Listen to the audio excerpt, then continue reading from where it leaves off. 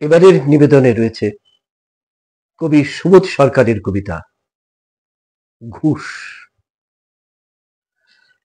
রবীন্দ্র রচনাবলীর নবম খণ্ড দিয়ে চাপা দেওয়া একটা সুইসাইড নোট, ছেলেকে লেখা, লিখে হাতে ব্লেড নিয়ে বাথরুমে ঢুকেছিলেন মাস্টার মশাই। দুপুরবেলা কাজের লোক দরজার তলা দিয়ে রক্ত আসছে দেখে চিৎকার করে ওঠে। ছেলেকে লেখা এই তার প্রথম এবং শেষ চিঠি। অরণি, আমি বিশ্বাস করি সন্তান পবিত্র জলের মতো।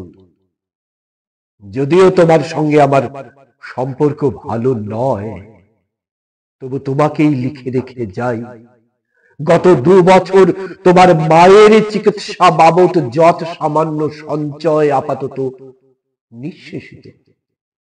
চিকিৎসার ব্যয়ভার আমি আর নিতে পারছিলাম না।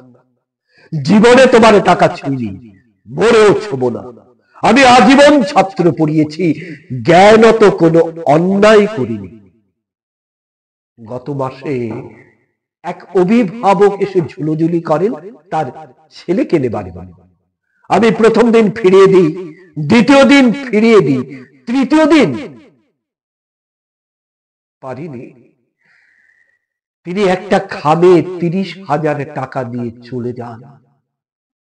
সেই টাকায় এই মাসে তোমার মায়ের চিকিৎসা চলছে। জানি না তিনি বাড়ি ফিরবেন কিনা কোনোদিন। ফিরলে বলো, পৃথিবীতে আমার বেঁচে থাকার অধিকার চলে গেছে। ইতি বাবা।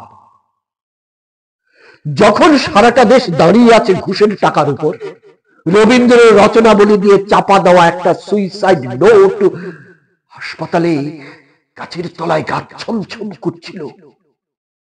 এগিয়ে গেলাম সাদা কাপড়ে ঢাকা মাস্টার মশাইয়ের দিকে। ওই একটু বেরিয়ে থাকা পা দুটোর দিকে, ওই একটু বেরিয়ে থাকা পা দুটো যেন ভারতবর্ষের শেষ মাটি।